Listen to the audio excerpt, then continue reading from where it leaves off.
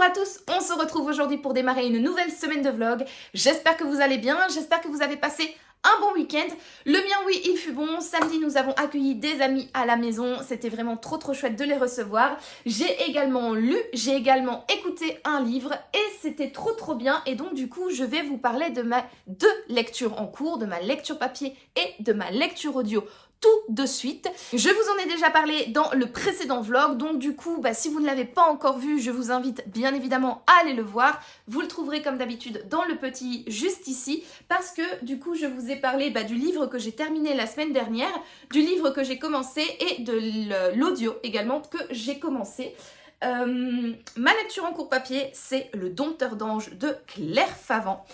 J'ai lu 260 pages sur 430, quelque chose du style, sur 437, voilà, donc j'ai déjà bien avancé dans ce livre que j'ai commencé samedi. Nous sommes lundi aujourd'hui, lundi 19, donc voilà, j'ai quand même bien lu ce week-end. Alors, dans ce livre, en fait, on va suivre Max Ender. Max a malheureusement été condamné à tort pour le meurtre et l'agression sexuelle sur un enfant, sur un mineur. Il a été envoyé en prison.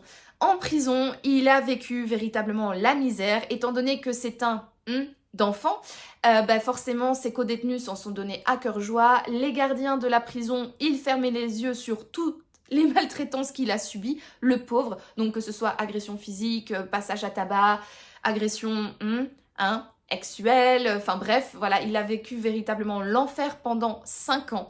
Et puis ensuite, un beau jour, son avocat débarque en disant, en fait, il y a eu un nouveau meurtre avec exactement le même modus operandi et en fait maintenant on a arrêté le monsieur qui a avoué le meurtre pour lequel on vous a accusé, donc en fait oupsie, on a fait une erreur, maintenant vous êtes blanchi et vous êtes libre. Et donc Max sort de prison et comme il a vécu 5 années en enfer, il n'a qu'une seule envie, c'est de faire payer cette injustice aux personnes qui l'ont mise dans la prison, et donc il va fomenter un plan de vengeance pour se venger des jurés, du juge, des policiers, des gardiens de prison et également de ses co-détenus. Et pour ce faire, il ne va pas créer sa vengeance et il ne va pas réaliser sa vengeance tout seul. Il va décider de frapper là où ça fait mal. Il va kidnapper plusieurs enfants des personnes qui l'ont mise en prison et il va totalement remodeler ses enfants, il va les endoctriner, il va les éduquer pour que ça devienne de véritables tueurs à sang-froid et il va envoyer ses enfants réaliser sa vengeance. Voilà pour le résumé. Franchement, c'est pas mal. Moi, ce récit m'avait totalement convaincue par ce résumé et pour l'instant, je ne suis pas déçue. Franchement, j'aime beaucoup. C'est assez noir. J'ai bien aimé. Alors, toutes les années de prison de Max, on les suit quand même de manière assez éloignée, bien que Claire Favant nous explique bien, avec très peu de mots, ce qu'il vit en prison. Donc voilà, l'imagination prend un petit peu le relais, mais en tout cas, elle nous lance bien les idées de l'horreur que peut vivre Max. Et puis ensuite, on va vivre un petit peu toute la construction de son plan de vengeance. Et moi, c'est véritablement ça que j'aime énormément. C'est malsain, c'est vicieux, c'est clair, mais c'est véritablement très prenant, c'est bien écrit, donc les chapitres sont relativement courts, il y a pas mal de suspense, il y a une très bonne gestion de suspense d'ailleurs, on se demande ce qui va arriver à ces pauvres gamins qui ont donc été enlevés et qui sont totalement endoctrinés, on souffre pour eux, on ressent véritablement plein de choses au niveau de l'empathie, c'est vraiment pas cool, et on les voit comme ça petit à petit devenir des tueurs à sang-froid, et on a hâte, enfin en tout cas moi, personnellement, dans ma lecture, j'ai hâte de voir en fait jusqu'où ils vont aller et ce qu'ils vont faire parce que c'est des gamins quoi, c'est vraiment des enfants, ils ont à peine 5 ans quand ils sont enlevés, donc ils sont très jeunes et quand on voit un petit peu tout ce qui leur arrive et tout ce qu'ils vont faire dans leur vie, c'est véritablement glaçant, mais c'est également, je trouve, très passionnant à suivre. Alors, il faut savoir que donc, le récit est divisé en 2 parties et la deuxième partie du récit est divisée en 3 parties. Une fois qu'on a lu la première partie de la deuxième partie, il y a un certain changement au niveau de l'orientation de l'intrigue. Et honnêtement, je ne m'y attendais pas du tout. Donc pour le coup, la surprise a été totale. Mais du coup, la suite du récit prend une nouvelle orientation. Et je vous avoue que là où j'en suis, donc à 260 pages, je sais pas trop quoi penser de cette nouvelle orientation. J'aime bien ce nouveau souffle. donner à l'intrigue plutôt. J'aime bien, voilà, ça change. On a vraiment changé de cap. Voilà, c'est véritablement une autre orientation. J'aime bien. Mais je suis quand même déçue qu'on n'ait pas continué l'orientation que la 4e de couverture nous vend. Et même si je sais que l'orientation qu'a pris maintenant l'intrigue va rejoindre à un moment donné l'orientation initiale, je ne sais pas trop comment va être le chemin. Voilà, pour retourner à l'orientation initiale, j'ai une petite idée, je crois savoir vers quoi on va, mais je ne sais pas du tout quel chemin, du coup, va être emprunté. Donc je suis curieuse de voir ça. Et là où je me prononce pas, et c'est pour ça que je suis un petit peu dubitative pour l'instant, je pense que mon avis dépendra du chemin. Voilà, parce que, comme je l'ai dit, on a fait totalement une sortie de route. Moi, de base, je lisais ce roman pour l'objectif principal. Là, comme on a changé, il va falloir vraiment que le chemin qui va réunir les deux soit extrêmement beau, extrêmement facile à rouler, etc. pour me convaincre d'apprécier du coup d'apprécier ce roman. Oui et non, mais d'être en tout cas convaincue. Parce que là, j'ai un petit peu l'impression qu'on m'a vendu quelque chose et que, oui, j'ai effectivement eu pendant une partie ce pourquoi j'avais été dans ce bouquin, mais l'autre partie, c'est pas du tout ce que je pensais. Et donc, du coup, j'ai un peu ce côté de ouais, ça m'a l'air pas mal, mais je suis quand même un petit peu dubitative parce que moi, j'aimais bien ce qu'on m'avait proposé avant. Voilà, c'est comme si, je sais pas, vous avez un dessert au chocolat où vous commencez à gratter la première couche et vous êtes là, ah punaise, c'est trop bon. Et en fait, finalement, quand vous allez dans le fond, là où l'étiquette masquait le reste, vous n'êtes plus du tout sur la mousse au chocolat, mais vous êtes sur une crème un petit peu plus liquide. Alors oui, c'est bon, c'est savoureux, mais de base, vous avez acheté le bazar parce que c'était de la mousse au chocolat, hein. C'est un petit peu, pour prendre la même métaphore au niveau de la nourriture, c'est un petit peu comme les sandwichs triangles qu'on achète sur les aires d'autoroute. On voit sur la tranche, ah trop bien, il y a du bacon, des tomates, des œufs, wouhouhou, génial, je vais faire bonne chère. Et puis finalement, quand tu achètes ton sandwich triangle et que tu l'ouvres, en fait, il n'y a que vraiment sur la tranche où il y a la tranche de bacon, la tomate, l'œuf et la salade. Et le reste qui était dans l'emballage, en fait, finalement, il y a juste un petit peu trop de mayonnaise et 2-3 feuilles de salade un peu pourries, quoi. Voilà, et donc du coup, on te vend du rêve et tu salives et puis tu mords dans ton sandwich, t'as faim et puis t'as faim et tu prends du plaisir à ce que tu manges et puis au plus t'avances dans le sandwich, tu remarques en fait, c'est pas du tout ce qui avait été annoncé avant, quoi. Du coup, tu manges ton sandwich parce que faut pas gaspiller, il faut bien le continuer, etc. Mais le plaisir n'est plus du tout le même. Voilà. C'est un petit peu ce que je ressens avec ce livre. C'est que, voilà, l'orientation vers où on est allé, je ne m'y attendais pas et c'était pas ce que j'avais en tête en rentrant dans ce bouquin. À voir maintenant si ça va me convaincre ou si vraiment je sais pas. Pour l'instant, je suis un petit peu dubitative, mais j'aime bien. À voir pour la suite parce que le chemin est encore long, hein, voilà, pour terminer ce livre. Donc j'ai hâte de voir, j'ai hâte de le continuer et je vous en parlerai sans doute cette semaine parce que je pense que là, pour ce qui me reste, je vais terminer ce livre cette semaine. Donc c'était une aide pour mon avis final. Sinon, j'ai également une deuxième lecture en cours et cette fois-ci c'est une lecture audio. J'écoute plutôt Rien n'est vrai de Lisa Jewell. J'ai écouté plus ou moins 52% du roman et là aussi c'est un roman que j'aime beaucoup, un peu pareil que celui-là, assez malsain, mais j'aime beaucoup. D'abord, parlons peut-être du résumé. On suit, en fait, dans cette histoire, on va suivre donc Alix, qui est créatrice de podcasts. Elle fait surtout des podcasts sur des femmes qui ont eu une destinée un petit peu incroyable. Et le jour de ses 45 ans, le jour de son anniversaire, elle va croiser dans le restaurant Josie, qui a également 45 ans et dont c'est également l'anniversaire le même jour. Josie va appeler Alix, du coup, sa jumelle d'anniversaire. Et Josie va demander à Alix de créer un podcast sur elle. Alors, il faut savoir que Josie, elle, c'est un petit peu la nana lambda, pas très intéressante, qui n'a pas une vie, qui a une vie somme toute banale, qui n'est pas une personne extraordinaire, etc. En tout cas, elle n'a pas eu de destin elle n'a pas eu une existence extraordinaire et un destin extraordinaire. Mais Suzy vend un petit peu son histoire à Alix en disant écoutez, je sens que ma vie va changer, je sens que là je suis à un tournant dans ma vie et donc pourquoi pas créer un podcast plutôt que d'avoir les femmes après leur succès, vous interviewez une femme avant son succès et vous la suivez en fait pendant tout ce changement de vie et Josie, elle pense que son changement de vie, il va être à la hauteur du destin des autres femmes que Alix interview. Voilà, et donc du coup, Alix va accepter cette proposition un petit peu bizarre, et au plus elle interview, j'allais dire Suzy, mais Suzy c'est un autre personnage, au plus elle interview Josie, voilà, je revenais plus sur le nom, au plus elle interview Josie, au plus elle découvre quand même un récit assez malsain, assez malaisant, et quand elle commence à explorer un petit peu la sphère autour de Josie, donc elle commence à parler à son mari, à sa mère, etc., on a, voilà, l'entourage a l'air de dire de ne pas croire tout ce que Josie raconte et que Josie serait pas quelqu'un de nécessairement fiable, voilà. Et donc Alix est un petit peu entraînée dans cette sphère parce que maintenant qu'elle a commencé le podcast et que Josie prend un petit peu d'importance dans sa vie, elle est un petit peu entraînée dans cette spirale pseudo-infernale et elle a un peu du mal à discerner le vrai du faux, savoir qu'est-ce qui est vrai dans ce que Josie dit et qu'est-ce qui est faux. Voilà. Et donc Josie continue à expliquer son histoire et Alix est obligée un petit peu de suivre tout ça et on ne sait pas où ça va emmener et Alix et Josie. Voilà, donc c'est un roman, comme je disais, que j'aime beaucoup pour l'instant. Je le trouve hyper intéressant, hyper prenant, c'est malaisant, c'est malsain.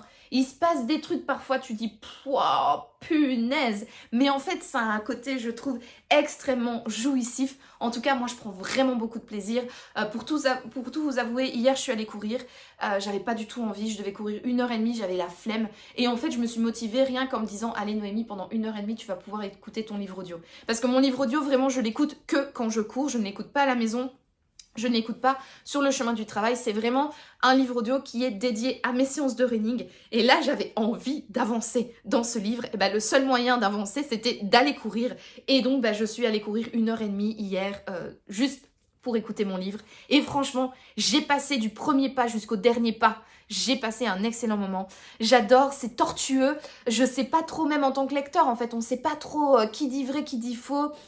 Qui en fait est la personne la plus malsaine de cette histoire, tu sais pas, tu te poses plein de questions, il y a des relations entre les personnages qui ne sont pas vraiment claires, donc tu te demandes qu'est-ce qui se passe, où ça va nous mener, etc., quelle sera la révélation, tu te doutes en tant que lecteur, tu te doutes, et en tout cas moi j'espère aussi, qu'à un moment ça va péter et que tu vas être un petit peu sur le popotin.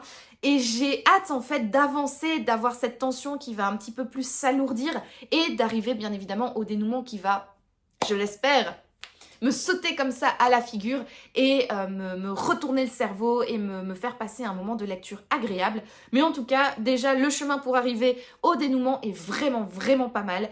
J'aime bien également la personne qui lit ce livre. Je trouve qu'elle a une voix qui fait totalement le taf. Même quand elle change ses voix entre les différents personnages, j'aime vraiment beaucoup. J'aime bien l'ambiance, j'aime bien comment c'est écrit. Les chapitres ont l'air quand même assez longs. En tout cas, j'ai l'impression que je suis plus ou moins 15 minutes dans un chapitre. Je sais pas trop ce que ça fait au niveau des pages, mais voilà, j'ai quand même l'impression que les chapitres sont assez long. Alors parfois il y a des différentes séparations, on suit Alix puis Josie, puis Alix puis Josie, etc. Le chapitre n'est pas nécessairement fixé sur un seul personnage, mais voilà, les chapitres sont quand même assez longs. Je sais qu'en lecture, parfois ça m'agace un petit peu quand les chapitres sont un petit peu tirés comme ça. Moi j'aime bien les chapitres courts et efficaces, mais là en audio, c'est pas si dérangeant. Je sais plus, la semaine dernière, j'ai été courir une demi-heure, donc j'ai écouté que 2 chapitres, parce qu'ils font 15 minutes, et donc voilà, c'est à peu près le temps d'écoute, quoi. Mais pourtant, ça m'a pas tant dérangé que ça. Alors, on n'a pas beaucoup avancé dans l'histoire, mais l'atmosphère s'est installée petit à petit. Il y a eu vraiment des petits éléments qui se sont rajoutés au fil de ces 30 minutes.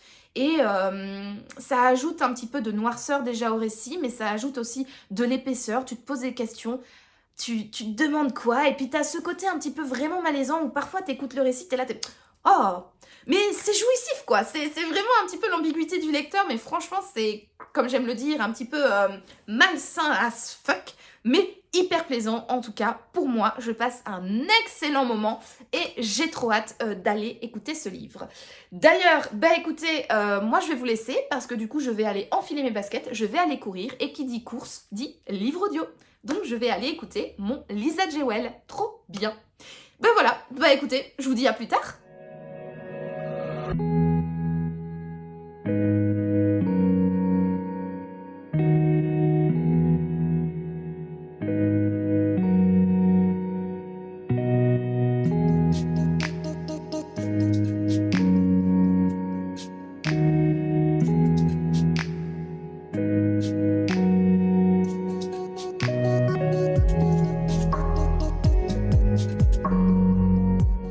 Hello, je vous retrouve, nous sommes le mercredi 21 janvier. Alors vous excuserez ma tête, mais il est très très tard, il est presque 23 heures.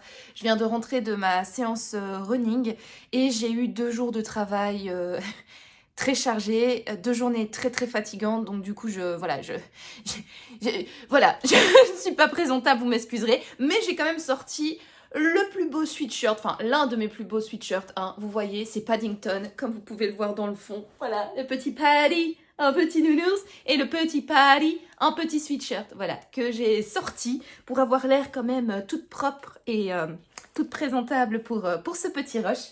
J'avais envie de vous prendre rapidement ce soir parce qu'en fait j'ai bientôt terminé le Claire Favant et j'avais envie de vous faire un petit update lecture à quoi 60 pages plus ou moins avant la fin. Je suis à la page 372 sur 337, je pense, quelque chose comme ça. 437, pardon. Donc je suis à la page 372 sur 437. Donc j'ai vraiment bientôt terminé.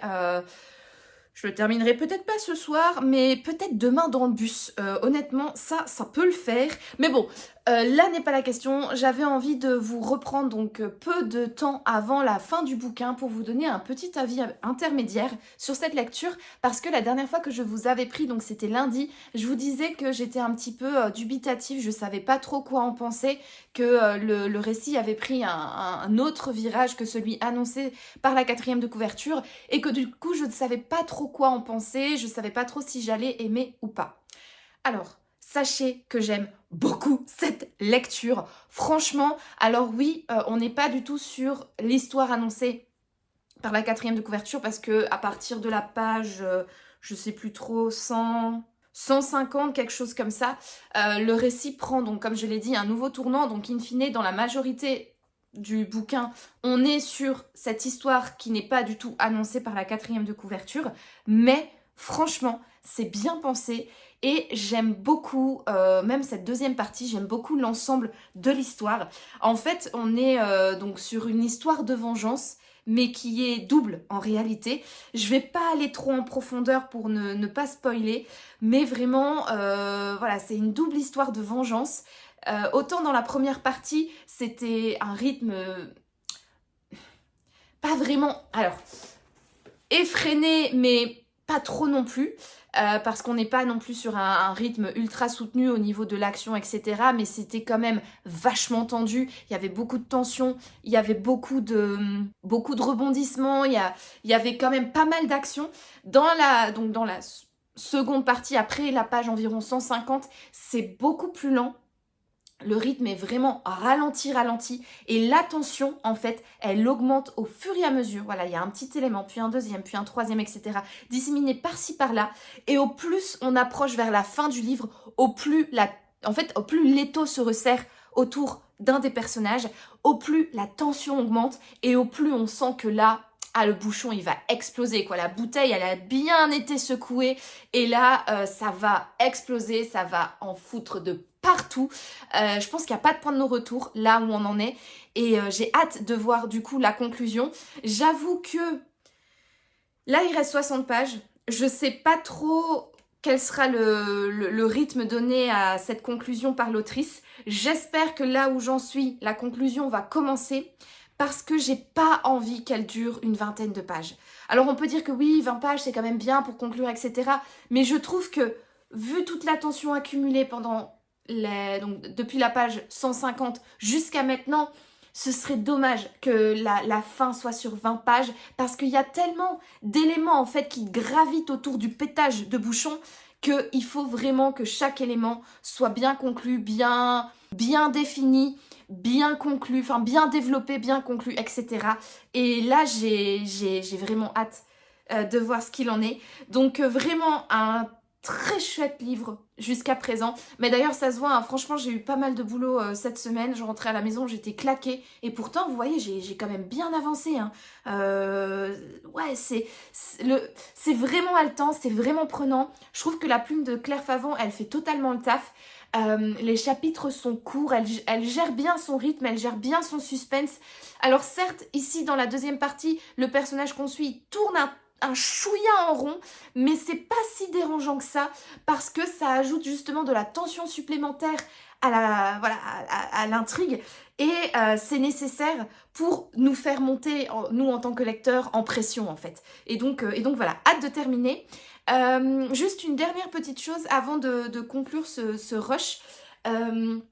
Claire Favant, et donc forcément elle fait partie donc des Louves du Polar, etc. Mais elle est également amie avec des auteurs masculins, notamment avec Nicolas Lebel et Olivier Norek. Et ça fait déjà 2 fois dans ce roman qu'elle fait référence à ces 2 auteurs. La première fois, c'est dans une émission de télé où le personnage principal qui s'appelle Nick Lebel son ex-femme est malheureusement dans le coma et son ami flic Olivier Norek est là pour le soutenir. Et puis un petit peu plus tard dans l'intrigue, donc on a des policiers qui font une enquête. Ils vont dans un camping et le gérant du camping liste les noms des personnes qui ont un emplacement. Et on a Daniel Merlicht et Victor Coste qui sont 2 flics à la retraite qui ont pris un emplacement pour faire une sortie pêche. Et donc Victor Coste fait référence au personnage principal de la saga Code 93 pour les Français, Code 93 pour les Belges de Olivier Norek. Et Daniel Merlicht fait référence bien évidemment à The Capitaine, à The personnage, mon personnage, je pense, vraiment de fiction préféré avec Hercule Poirot, Daniel Merlicht, qui est donc le personnage récurrent de la saga Merlicht de Nicolas Lebel, donc de la saga composée de 5 tomes, dont je vous ai déjà énormément parlé sur cette chaîne, donc je ne vais pas développer encore plus cette référence ici pour ne pas vous saouler, mais au moins j'ai réussi à inclure dans ce vlog un petit point et une petite référence à Nicolas Lebel et à Daniel Merlicht, sans le vouloir, vraiment, c'est de la faute de Claire Favant. Donc si jamais vous avez quelque chose à redire, écoutez, allez lui écrire et dites-lui d'arrêter de mettre des références à ses potes dans ses romans. Voilà donc pour mon petit avis intermédiaire sur Dompteur d'ange de Claire Favant. Et je vous retrouve plus tard dans la semaine pour mon avis final. Là, c'est sûr, je le terminerai demain sans doute.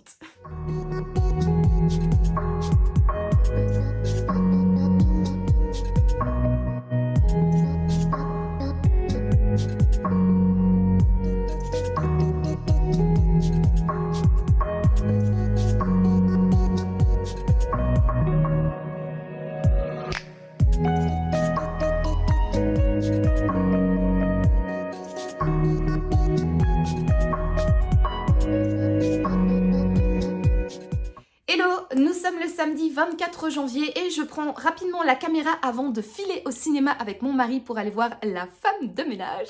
Je suis trop contente, j'ai trop hâte d'aller voir ce film. Vous le savez, le tome 1 de La Femme de ménage de Freda McFadden, ça avait été un énorme coup de cœur pour moi. Et quand le film est sorti, je n'avais qu'une envie, c'était d'aller le voir. Et donc là, mon mari m'a proposé qu'on aille le voir ensemble cet après-midi. Donc j'ai trop hâte. Mais avant de partir, j'avais envie de prendre rapidement la caméra pour vous parler du livre que j'ai terminé, donc Dompteur d'ange de Claire Favant. Je l'ai terminé jeudi ou vendredi, je ne sais plus. Et je dois bien vous dire que, in fine, je n'ai pas été convaincue par ce livre. Je suis quand même déçue. Voilà, je suis passée un petit peu par toutes les émotions en lisant ce livre. Au début, les 150 premières pages, j'ai vraiment beaucoup aimé, j'étais à fond dedans, je trouvais que c'était noir, je trouvais que c'était hyper haletant.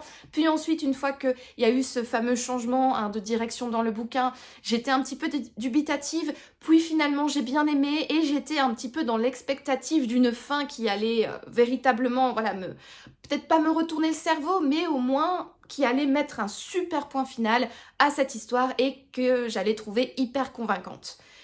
In fine, quand je me replonge en fait en repensant dans ce bouquin, une fois que l'intrigue a pris une toute autre direction, c'était intéressant, c'était assez prenant, c'était très captivant. Je trouve que Claire Favant, elle a quand même, grâce à sa plume qui est extrêmement agréable, c'est bien écrit, les chapitres sont courts, etc. On peut pas retirer que c'est quand même un récit assez captivant. On a envie de savoir, on suit ce qui se passe, etc. On est plongé dans le livre et ça se lit assez vite. Mais quand je repense finalement à ce que j'ai lu, je trouve que cette deuxième partie, quand je vous ai dit qu'il y a eu le changement de direction là, finalement, tout ce qui se passe c'est assez superficiel.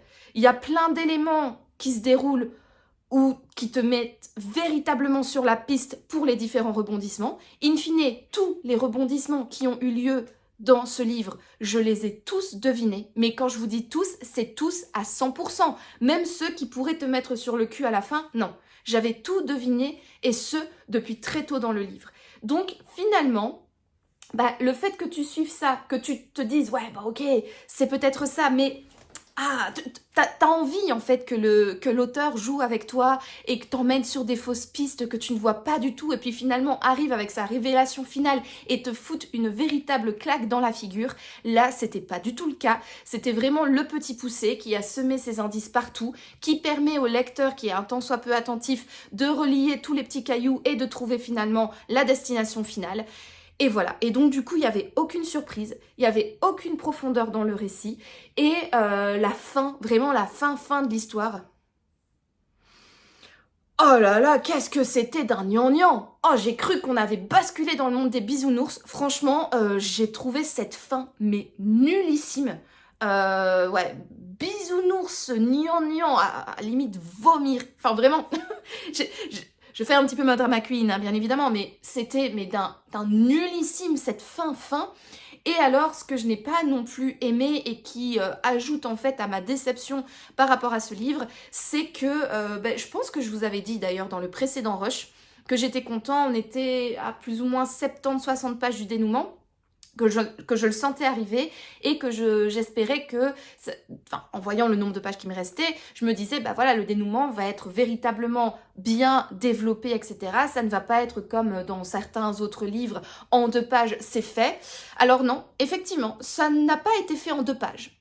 Le dénouement, ça a été fait en 1. Ouais, ça a été fait, mais d'une manière, mais mais punaise, tout ça pour ça. C'est-à-dire qu'on a suivi 400 pages de romans, 380, enfin bref, 390, mais en tout cas quand même des centaines de pages pour arriver en 1 page que ça soit conclu d'une façon où tu te dis, mais pardon, je ne comprends pas. On parle de personnages qui ont été véritablement matraxés, qui ont été totalement reconditionnés pour devenir des tueurs à sang-froid, qui ont exercé pendant des dizaines et des dizaines d'années sans se faire remarquer et sans se faire arrêter par la police, et tu me conclus tout d'une façon aussi facile que moi j'ouvre une boîte de conserve. Enfin, avec ouverture facile, hein, la boîte de conserve, mais même avec le petit outil, quoi. Enfin, c'était, mais aberrant. Vraiment, je trouve cette fin aberrante. La fin complètement gnangnan. Et finalement, je suis vachement déçue par ce roman. Parce que déjà, la 4e de couverture nous vante une histoire. Cette histoire s'arrête aux environs de la page 150. Et puis, on est dans une toute autre chose où le développement psychologique des personnages n'est pas assez suffisant pour expliquer pourquoi il y a ce revirement de situation et comment les gens sont arrivés à ce qu'ils sont dans la 2e partie, de 1. De 2, il se passe des choses, mais c'est traité tellement peu en profondeur, c'est tellement superficiel que je trouve ça en perd un petit peu de crédibilité et surtout, finalement, tu t'attends à avoir des explications dans la fin qui n'arrivent jamais. Donc, voilà, tu te poses plein de questions et t'es juste là, t'attends et tu fermes le bouquin et t'as pas tes réponses. Et en plus, t'arrives sur un dénouement qui est totalement facile, qui est décevant, qui arrive... ouais, non, non, vraiment, quand j'ai lu la fin, j'étais là, je tournais les pages, j'étais... Mais c'est tout? Non. Si, c'est tout. Non, non, non, attends, il va y avoir quelque chose, il va quand même avoir un rebondissement. Enfin, oui, il y a effectivement un rebondissement qui n'a rien à voir avec ce qui s'est passé avant. Donc tu dis, oui, bon, ok, ce rebondissement-là, oui, oui, mais de toute manière, je l'avais vu venir, mais par rapport à ça, et tu tournes les pages, et puis là, tu arrives au remerciement, à la fin, à la publicité sur ces autres romans, et puis t'es là, ah ben non, non, non, c'est véritablement fini, donc ça se termine en une page, aussi vite que je n'avale un petit gâteau le soir avec mon thé, quoi. Enfin, ouais, voilà, c'est... Voilà, vraiment, j'ai trouvé le début super. Et ben, à partir de cette fameuse page environ 150, voilà, je trouve que le récit s'est totalement dégradé et ça n'a pas réussi à me convaincre. Voilà, j'ai trouvé trop superficiel, une fin beaucoup trop rapide, des rebondissements vraiment prévisibles, et ça, je suis désolée, mais quand on lit du thriller, en tant que lecteur, surtout que moi je suis une grosse lectrice de policiers, thrillers polars, etc., c'est quelque chose que je ne veux plus avoir dans les romans. Désolée, mais quand moi... qui ne suis même pas policière ni rien, mais je devine tous les rebondissements et que je ne suis plus surprise de tout ce qui se passe et que j'arrive à la fin et que j'ai tout deviné, non, désolée, mais pour moi, non, c'est pas... non. C'est vachement décevant, c'est... Non, je peux pas accepter, en fait, de la part d'un auteur d'être si prévisible, si facile et de surtout donner une tournure... tellement cliché aussi sur sa fin, que ça en devient gnangnan et qu'on a basculé dans un monde de bisounours alors qu'on est dans un récit qui a commencé, qui était hyper noir, hyper dense, hyper violent, et tu te dis mais comment t'as pu basculer comme ça, quoi, c'est... Ouais, bref, je vais pas m'étaler plus que ça, mais pour moi ça a été une belle déception. Franchement, j'ai été déçue. Je lui ai quand même mis la note de 14/20 sur Livre Addict. Parce que je trouve que la première partie est vraiment bien. Elle fait totalement le taf. Elle est noire, elle est addictive, etc. Le roman, mine de rien, même après cette deuxième partie, donc ce basculement dans l'intrigue, ça reste intéressant, ça reste facile à lire, ça reste plaisant. Je l'ai lu assez rapidement, je retournais à ma lecture avec beaucoup de plaisir. Donc il y a quand même tous ces éléments qui font que je ne peux pas lui mettre moins que 14. Mais en revanche, l'intrigue, les rebondissements et le dénouement, pour moi, c'était... ouais, pas terrible. Donc voilà, belle déception quand même pour moi, pour ce Claire Favant. Je m'attendais à beaucoup mieux, honnêtement, d'autant plus que j'ai pas mal de personnes sur Instagram qui m'ont dit qu'ils avaient adoré ce livre, que ça avait été un coup de cœur, que ça avait été une super lecture, etc. Franchement, pour moi, ça n'a pas fait le taf, quoi. Donc voilà, écoutez, pour mon avis final sur le Claire Favant, et rapidement, avant de partir, je vais vous présenter ma lecture en cours, qui est, donc, Ne m'oubliez pas, de Stacey Willingham. Alors ça, c'est un livre que j'ai reçu pour mon anniversaire de la part de mes beaux-parents, et je remarque... en fait, que je ne vous en ai pas parlé sur cette chaîne, j'ai pas fait de petit book haul à son sujet. Mais voilà, c'était un livre donc, qui a rejoint ma palle au mois d'octobre, il m'intriguait pas mal. Ça a l'air d'être un thriller psychologique assez suffocant, avec un suspense, voilà, un petit mélange entre thriller domestique et thriller psychologique. Et en ce moment, j'avoue, je suis vachement dans une vibe comme ça. Vous l'avez sans doute déjà remarqué avec les lectures audio que j'écoute quand je vais courir. Et vu que ça se rapproche un petit peu de cette thématique-là, ce livre me faisait fortement envie et je l'ai donc sorti de ma palle. Alors, je l'ai commencé hier soir, oui c'est ça, vendredi soir. J'ai déjà lu 74 pages sur 361. Voilà, donc j'en suis véritablement tout au début. Donc au niveau de résumé, pour l'instant, de ce que je comprends, en fait on suit Claire, qui est journaliste à New York, mais qui a décidé de quitter, de démissionner du journal dans lequel elle travaille. Et elle décide de retourner dans sa maison familiale pour aider sa mère qui a eu un accident, qui a la jambe plâtrée, qui a le bras dans une attelle, etc. Et donc sa maman a un peu du mal mal à gérer son quotidien, voilà, avec sa jambe dans une attelle, son bras dans une attelle, etc. Et donc elle décide de retourner chez sa mère pour l'aider. Mais la relation est assez tendue entre Claire et ses parents parce qu'il y a 22 ans, un drame a malheureusement frappé la famille. La grande sœur de Claire, Nathalie, s'est fait tuer par son petit ami de l'époque qui avait 10 ans de plus qu'elle. Nathalie avait 18 ans, son petit ami 28, et il l'a assassinée. La seule chose, c'est qu'on n'a jamais retrouvé le corps de sa sœur, donc techniquement, elle n'est pas décédée, mais elle est portée disparue, ou voilà, on n'a pas retrouvé son corps, etc. Mais les indices ont porté porte à croire en fait qu'elle est décédée, voilà, parce qu'on a retrouvé un t-shirt imbibé de sang dans la boîte à gants de la voiture du petit ami de Nathalie à l'époque. Donc ce petit ami a été arrêté et est mis en prison. Et quand donc Claire retourne chez elle, voilà, l'ambiance est très pesante avec sa maman. Et Claire a aussi beaucoup de mal en fait à surmonter le deuil, même 22 ans après le décès de sa sœur, elle a vraiment beaucoup de mal à faire face à cette perte et à sa douleur. Quand elle retourne dans sa maison familiale, elle va un petit peu fouiller dans la chambre de sa sœur. Il y a pas mal de souvenirs qui refont surface, notamment le fait que sa sœur, juste avant de disparaître, d'être morte, enfin d'être décédée, de mourir, d'être tuée, plutôt d'être tuée, c'est peut-être mieux, elle avait été en fait faire les vendanges dans un vignoble du coin.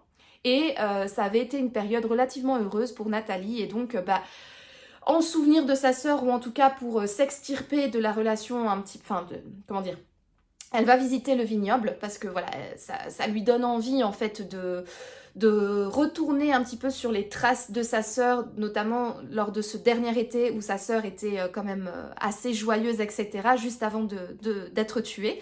Donc Claire va aller dans ce vignoble et le hasard fait qu'il y a une place pour aider les propriétaires à faire les vendanges en fait.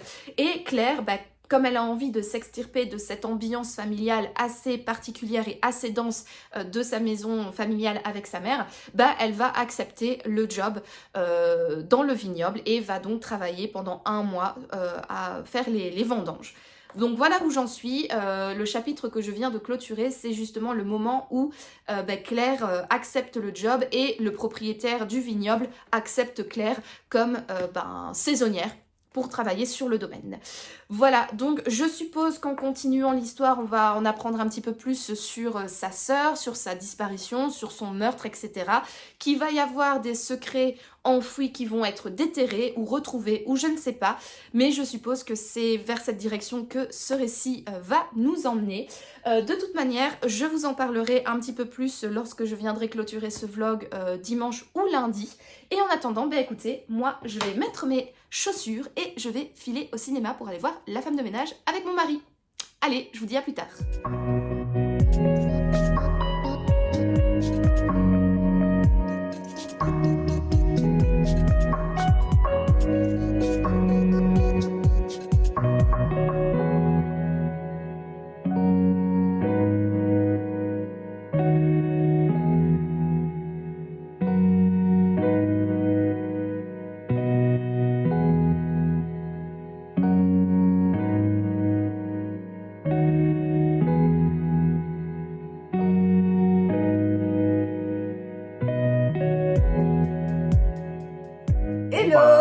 Bonjour à tous, on se retrouve aujourd'hui dans l'épisode Qu'est-ce qu'on allait voir au cinéma? Ouais, c'est ça.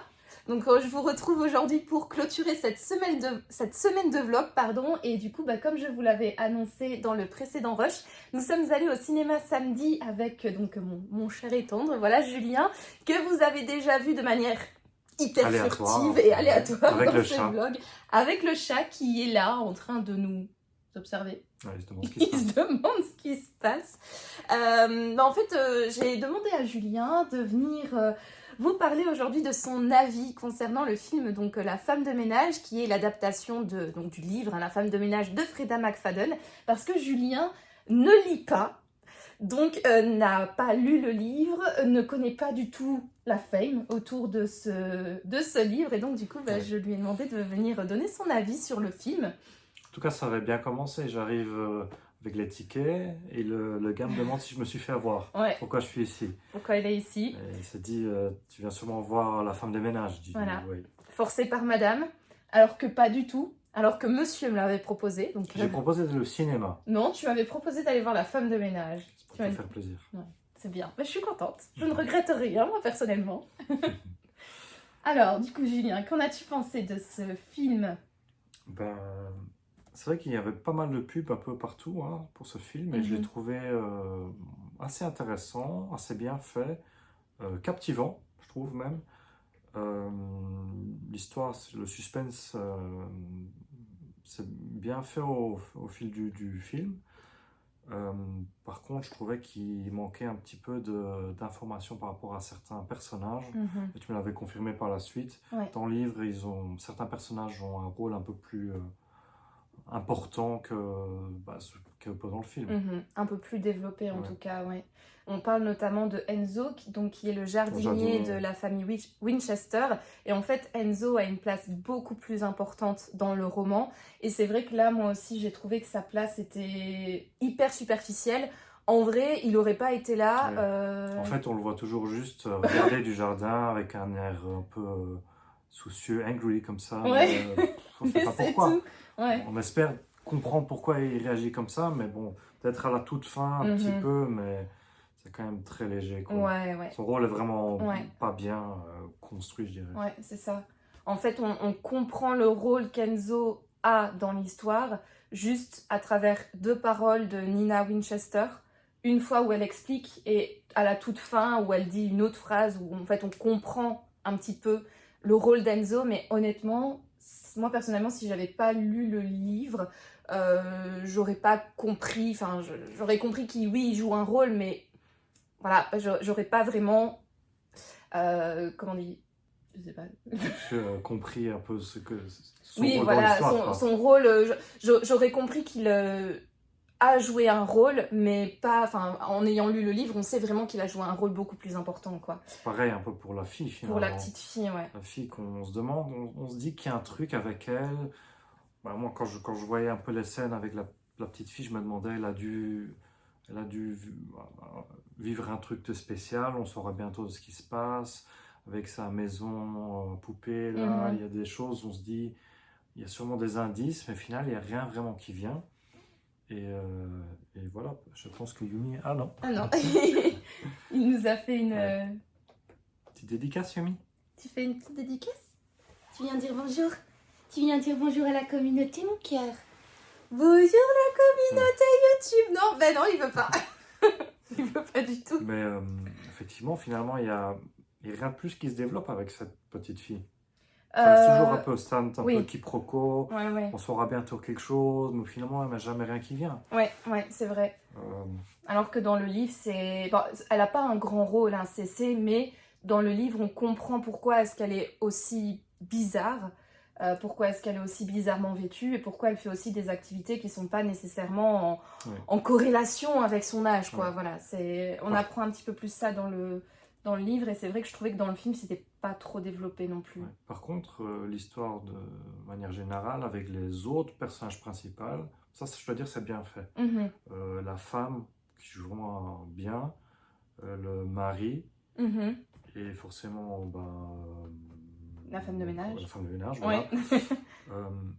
Ça, c'est intéressant parce que tout au fil du film, on s'imagine d'autres scénarios, d'autres raisons, d'autres explications. Et au final, c'est quand même vraiment à la fin que voilà, tout s'explique un peu tout bien. S'explique, ouais. Et donc, jusqu'à la moitié du film, je m'étais dit, ça doit être vraiment la mère qui est un peu folle. Et puis après, on se demande si c'est pas lui qui lui donne des médicaments ou pas, etc. Donc, ça, c'était bien fait, Ouais, top. Donc, tu as été surpris par le twist et par un peu tout l'envers du décor, ou en tout cas la révélation finale, ça t'a surpris? Ouais, parfois, je trouve un petit peu long, certaines scènes. Mais non, de manière générale, j'ai vraiment apprécié ce film-là. J'espère qu'ils feront le... Non, peut-être pas le 2, t'avais dit? Moi, personnellement, je trouvais que le 1, ça avait été, en tout cas au niveau du livre, un coup de cœur. Le 2, je trouvais que c'était assez répétitif. Bon, bien évidemment, l'histoire n'est pas la même, mais la manière de raconter l'histoire et un peu la révélation, je trouve que c'est très prévisible et c'est un petit peu copié-collé du premier. Le 3, moi je trouve qu'il se passe absolument rien dans le 3. La fin est intéressante, le twist est aussi intéressant que dans le premier, mais en revanche, tout le chemin pour arriver jusqu'au twist était nul, je trouvais. Enfin, il se passait pas grand-chose pendant les 3/4 du bouquin. Après, si jamais le scénariste du film change l'histoire, je trouve que ça a du potentiel, personnellement. Pourquoi pas, voilà. Mais je pense qu'il faudrait vraiment retravailler le scénario du 2 pour que ça soit aussi convaincant que le premier, quoi. Et moins copier-coller. Sinon, je l'ai trouvé vraiment bien. Cool. À part le ticket, le prix du ticket. Ouais, c'est super cher le cinéma maintenant, Je c'est sais pas, abusé. ils nous ont mis dans une salle spéciale, laser, je sais pas quoi. Ultra laser pour plus de couleurs, plus de mouvements, plus de ceci, cela pour la femme de ménage. Autant pour Avatar de James Cameron, je comprends, autant pour la femme de ménage. Après, je veux dire, la qualité était vraiment Ah bien. oui. Sure. Ah oui, for sure. Il a fallu que tu la places, hein, celle-là. Yes, but sometimes it's too slow. Yes, for sure. For sure. Ok, top. Bah, du coup, est-ce que donc le film est validé pour toi, Yumi, qui fait sa petite vie sur le lit. Donc le film validé pour toi, et est-ce que du coup tu comprends la hype autour de la femme de ménage, parce que tu trouvais donc le film était bien, et est-ce que le film t'a donné envie de lire le livre, toi qui ne lis pas mais qui lis de temps en temps? Disons que j'ai encore d'autres livres qui me donneraient plus envie de lire pour l'instant. Quand même, et surtout maintenant que j'ai vu le film, encore moins. Oui, bah oui. C'est sûr que tout l'enjeu du livre, c'est ce twist final. Et quand tu le connais, t'es un petit peu moins en tension dans le livre. Et c'est clair que tu n'as plus l'effet de surprise. Et donc, peut-être que la lecture sera moins grandiose que si jamais tu découvrais le livre de zéro, enfin sans avoir vu le film, quoi. Ouais. Mais moi personnellement le film je l'ai bien aimé aussi, même en ayant lu le livre avant. Bon voilà, je préfère dans ce sens-là, je préfère d'abord lire le livre et puis voir le film que l'inverse. Je trouve que c'est une très très bonne adaptation, à part comme on l'a dit le rôle d'Enzo qui n'est pas assez développé et celui de Cécé aussi également, mais je trouve que c'est une adaptation assez fidèle. Je trouve que c'est très bien fait, vraiment la gestion du suspense et puis le twist. Vraiment, le moment du twist, c'était ce qui m'intriguait le plus, voir comment ils allaient mettre ça en scène. Et je trouvais que c'était très très bien fait. Et la fin a été modifiée. C'était quoi pour toi le twist? On va pas le dire, on va pas spoiler quand même. On en parlera off caméra, si tu veux, après. Mais la fin a été quand même modifiée. Mais je trouve que elle a été modifiée pour le cinéma, pour faire vivre beaucoup plus d'émotions et de dégoût aux spectateurs. Mais je trouve que cette fin, même modifiée, elle est vachement convaincante. Ouais. Et en vrai, moi qui suis d'habitude, bon, je l'ai été quand même parce qu'en sortant de la salle de cinéma, j'étais un petit peu, oui, mais alors, dans le livre, il se passe ça. La dame devant nous aussi, elle a dit, ouais, c'est vrai. Ouais, c'est vrai, t'as raison. Voilà, donc c'est vrai que d'habitude, je suis un petit peu plus critique quand il y a des changements par rapport au livre. Mais là, je trouvais que les changements étaient totalement justifiés. Et finalement, ça fonctionnait assez bien. Ouais. Ça fonctionnait assez bien. Voilà. Avant de partir, j'aimerais bien quand même lâcher une dédicace. Dédicace à Jean-François et à Maxime. Et à la prochaine. Ciao. Après cette petite parenthèse critique de film avec mon mari, je vous reprends toute seule cette fois-ci pour vous faire un petit update lecture. Donc dans le précédent rush, je vous ai parlé de ma lecture en cours qui est donc Ne m'oubliez pas de Stacey Willingham, que j'ai ici aux éditions aux Talent Editions. Donc je vous ai déjà fait le résumé, mais je vous avais pas vraiment parlé un petit peu de mon avis parce que j'avais seulement commencé le roman, j'avais lu une 70aine de pages. Là je suis à la page 161, donc au chapitre 23 sur 361 pages. Donc j'ai bien avancé depuis samedi. J'aime bien cette histoire, j'aime bien la plume, je trouve qu'elle est assez efficace, les pages s'enchaînent rapidement, c'est pas un page turner hyper haletant, mais c'est assez bien écrit pour que les pages défilent facilement, et je trouve que l'histoire est assez bien contée, et donc voilà, on est bien dans le livre, on est bien dans l'histoire, et on avance vite. Après, cela dit, au niveau du récit, je sais pas trop quoi en penser, parce qu'on avait commencé sur un certain mystère, donc sur le meurtre de la sœur. On sent qu'il va y avoir des rebondissements autour de cette histoire, que l'enquête est terminée, que quelqu'un était en prison, mais on se doute que il y a des secrets un petit peu enfouis quelque part et que ces secrets vont être déterrés et que ça va sans doute donner une nouvelle lumière ou en tout cas un nouvel angle de vue sur l'affaire du meurtre donc de Nathalie qui est la sœur du personnage principal. Meurtre / disparition, hein, parce qu'on n'a pas retrouvé le corps de cette sœur.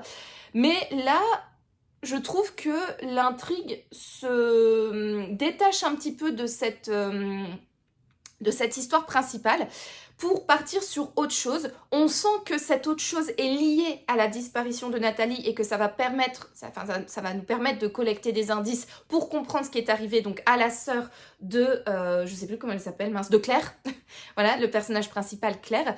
Mais je sais pas, je trouve que l'histoire, elle met un petit peu de temps pour se mettre en place. Là, on a commencé à un petit peu avancer dans le mystère. Donc Claire a découvert un journal intime caché qu'elle lit. Et en lisant ce journal intime, elle va apprendre que il est arrivé un petit peu quelque chose de similaire à une autre fille qui avait plus ou moins le même âge que sa sœur, qui a également disparu. Et donc, elle se dit, tiens, ces affaires, est-ce qu'elles sont liées? Enfin voilà, il y a plein de questions qui émergent dans la tête de Claire. Là, j'en suis donc à la découverte de ce journal intime. Claire a déjà lu une partie de ce journal. On commence à comprendre quels sont les liens entre les différents protagonistes, etc. Mais je trouve que c'est intéressant, ça ajoute du suspense, mais en fait, c'est un peu lent et un peu long. Donc je sais pas trop comment le roman va évoluer. Je sais pas trop comment quel va être le rythme de l'intrigue, voilà, pour l'instant j'en sais rien. Je sais juste qu'à 150 pages, j'ai déjà ce sentiment de c'est pas mal, mais ça met du temps à se mettre en place et j'aimerais bien que l'intrigue prenne un petit peu une accélération pour avancer un petit peu plus vite, pour que le suspense soit quand même, devienne quand même un petit peu plus dense, un petit peu plus haletant, même si pour l'instant je suis bien dans ce bouquin. Comme je l'ai dit, j'aime bien l'écriture, je trouve que je suis bien dans ce bouquin, mais j'ai hâte d'avoir un petit peu plus de tension, un petit peu plus de mystère et faire des découvertes un petit peu plus intéressantes qui vont venir titiller mon petit esprit de lectrice totalement curieuse et avide de macabre quand même. Voilà donc pour mon avis sur ma lecture papier en cours. Et sinon, j'ai également un update lecture par rapport à mes lectures audio parce que j'ai terminé lors de mon run de dimanche, j'ai terminé Rien n'est vrai de Lisa Jewell et franchement, c'était une excellente lecture. J'ai beaucoup aimé ce livre. On n'est pas sur un coup de cœur, mais on est sur une très très très bonne lecture. J'ai trouvé ce livre hyper addictif, hyper prenant, et ce jusqu'au bout, vraiment jusqu'à la fin de l'histoire. J'ai trouvé que tout était bien manié. J'ai adoré la gestion du suspense. Donc on va suivre la vie de Alix Summer, qui est cette podcasteuse qui rencontre Josie qui demande à se faire interviewer, et puis ensuite Josie qui raconte comme ça son histoire qui est quand même relativement... elle est chelou, elle est assez macabre, elle est malaisante même. Et ce récit de la vie d'Alix est en fait entrecoupé d'interviews réalisées après toute l'histoire. Et donc nous, en tant que lecteurs, on sait qu'il va y avoir quelque chose de macabre qui va arriver. On ne sait pas juste quoi. Voilà, on sait qu'il va y avoir quelque chose, mais on ne sait pas les tenants et aboutissants de ce quelque chose. Et donc, on a un peu une longueur d'avance sur Alix. On sait qu'on se dirige vers quelque chose de vraiment pas cool. Mais voilà, donc on a ce côté de « Ah, on sait » et puis on suit en fait l'histoire d'Alix au présent. Et donc du coup, on sent qu'il y a une menace, mais on ne sait pas en fait d'où elle va venir cette menace. Et je trouve du coup que cette construction et cette gestion du suspense et de la tension était vraiment très réussie. Moi, ça m'a tenue en haleine jusqu'au bout. Puis, on arrive au dénouement final. On est relativement surpris. Et puis ensuite, l'autrice nous met quand même encore une bonne petite claque à la toute fin du roman. Et franchement, ça m'a vraiment laissé sur Non, mais vraiment, ce roman, il porte bien son titre, pardon, parce que effectivement, rien n'est vrai. Et on sent en fait dans cette histoire que la vérité, c'est vraiment en fait hyper subjectif en fait. Voilà, chacun peut avoir sa propre vérité sur une histoire. Elle est hyper élastique, elle est hyper malléable la vérité. Et en fait, véritablement, rien n'est vrai et tout le monde voit un petit peu les choses à sa façon, à sa sauce et s'arrange comme elle le souhaite avec sa propre vérité. Et ça, j'ai beaucoup aimé. J'ai vraiment été sur les fesses à la fin. J'ai vraiment beaucoup aimé ce livre. Vraiment, si vous avez envie de vous plonger dans un thriller psychologique qui va vous tenir en haleine, qui n'est pas sanglant, attention, c'est pas un thriller qui est effrayant, c'est pas un thriller qui est sanglant, il est juste extrêmement prenant. Il y a des sujets qui sont abordés qui sont relativement malsains, mais c'est pas non plus hyper gore, hyper dégueulasse. Voilà, c'est juste un petit peu malsain, ça te met un petit peu mal à l'aise quand tu lis certaines choses ou quand tu écoutes certaines choses de ce roman, mais honnêtement, il est hyper addictif. Le suspense est bien géré, c'est bien écrit. Donc je l'ai écouté cette fois-ci pas sur Audible mais sur Spotify et je trouvais que la lectrice faisait véritablement bien le taf avec quand elle modulait sa voix pour les différents personnages, quand elle expliquait tout, enfin bref, je trouvais que c'était vraiment hyper prenant, enfin j'étais vraiment immergée dans cette histoire. Et j'ai passé un excellent moment, c'est passé très très vite, j'ai vraiment adoré écouter cette lecture.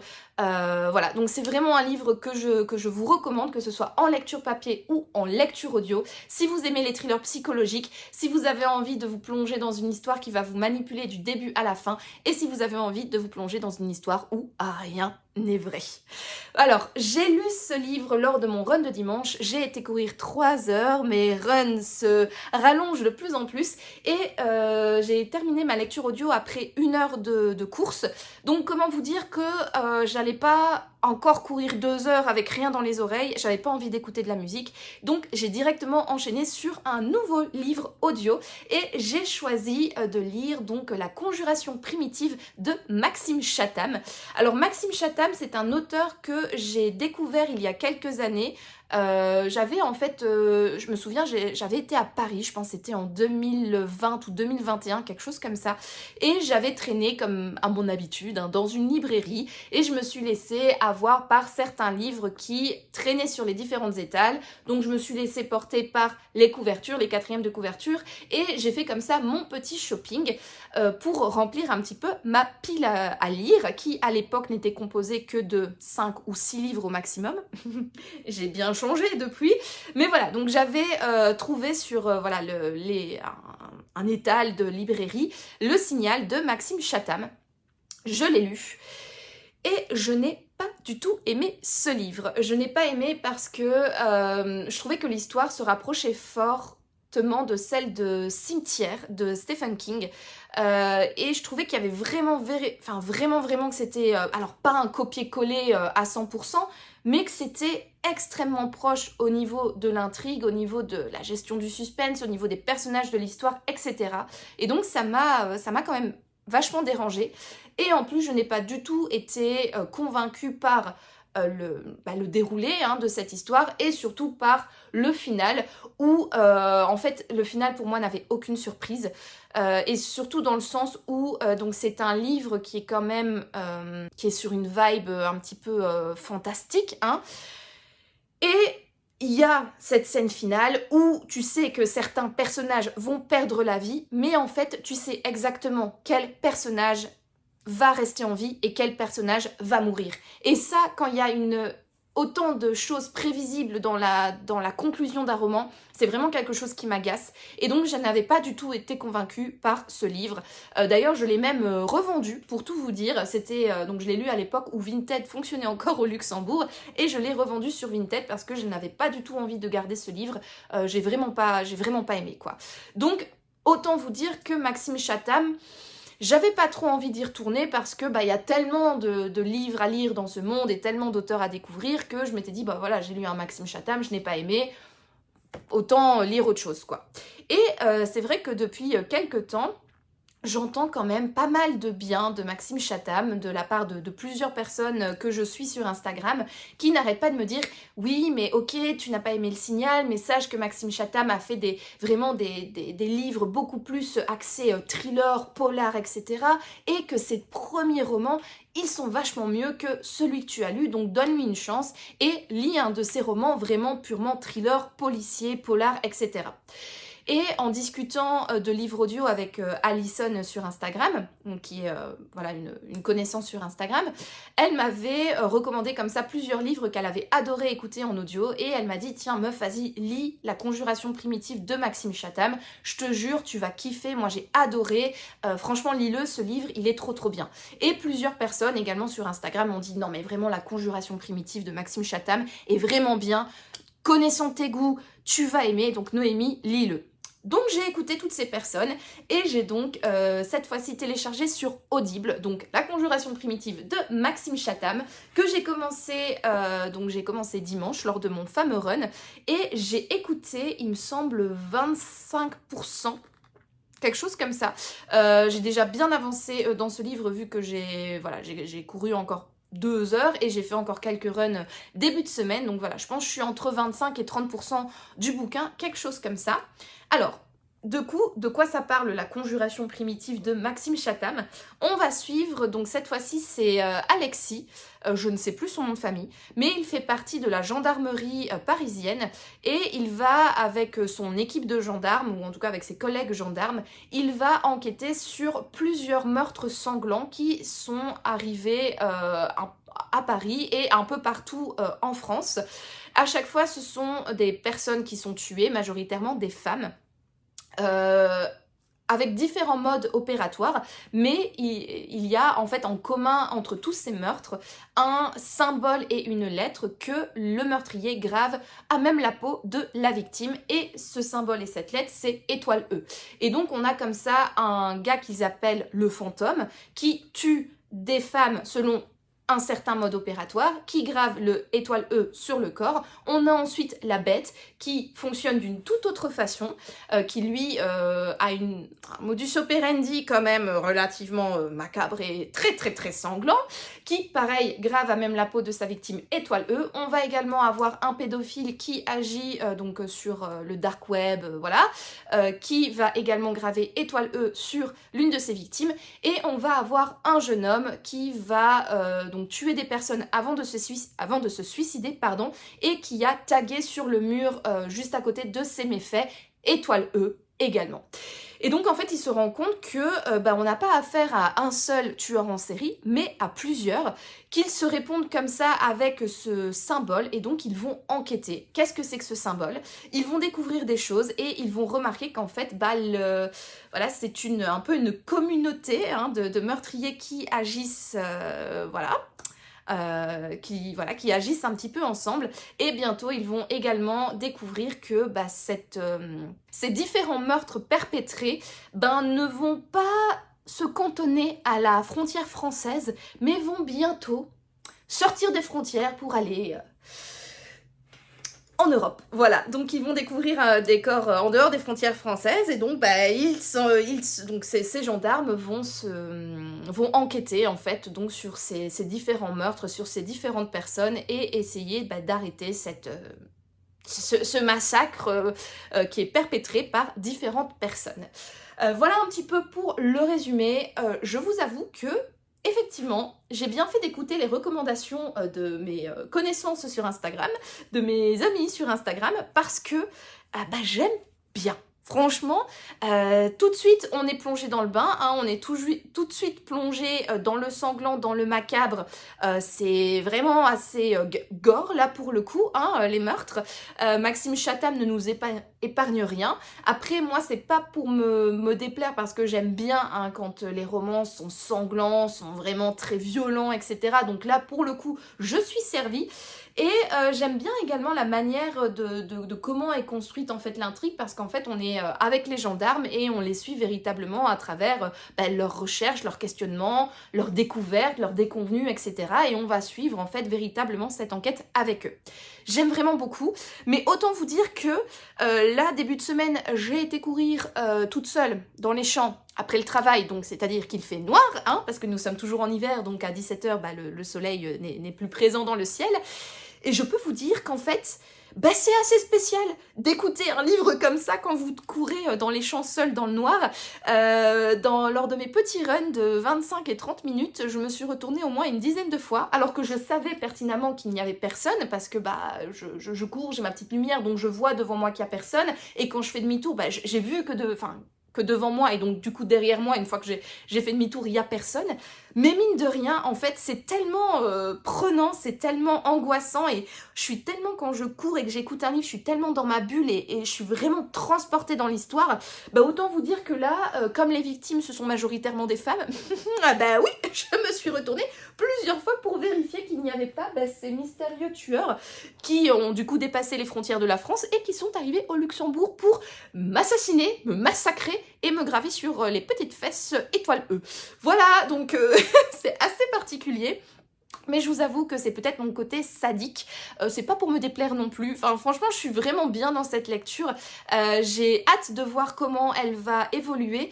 Je trouve que ça se ressent quand même que c'est un roman qui date, je pense qu'il est du début des années 2000, quelque chose comme ça, parce qu'en fait je vous ai dit, hein, on suit les gendarmes, et en fait on est hyper fort dans le côté profiling, où on va vraiment analyser tout ce que les gendarmes vont analyser tout ce que les meurtriers font, le modus operandi, la manière de faire, le profil des victimes, le profil la manière dont ils mettent le meurtre en scène pour en déduire des informations, pour pouvoir réaliser le profil du tueur, pour pouvoir plus facilement découvrir son identité. Et donc je trouve que c'est début des années 2000, mais moi personnellement j'aime beaucoup, j'ai grandi avec les experts, que ce soit Miami, Manhattan ou les experts tout court, hein. J'ai grandi avec toute cette... c'est un peu cette vibe des années 2000 autour de tout ce qui était profiling, esprit criminel, tout ça. Donc j'aime beaucoup, mais c'est clair que ça ralentit en un sens l'intrigue parce qu'on va se poser beaucoup de questions, il va y avoir beaucoup de recherches de ce point de vue-là. Donc il y a un côté très haletant, très sanglant au niveau des meurtres, mais entre les meurtres, il y a vraiment ce côté recherche policière axé sur les informations un petit peu plus... psychologique, un petit peu plus profiling, qui ralentit quand même le rythme. C'est pas pour me déplaire, mais j'espère quand même que le rythme va être soutenu pendant tout du long du roman. J'avais regardé, je pense qu'il est quand même assez gros en papier. Je me demande s'il fait pas 500 et des pages, entre 500 et 600 pages.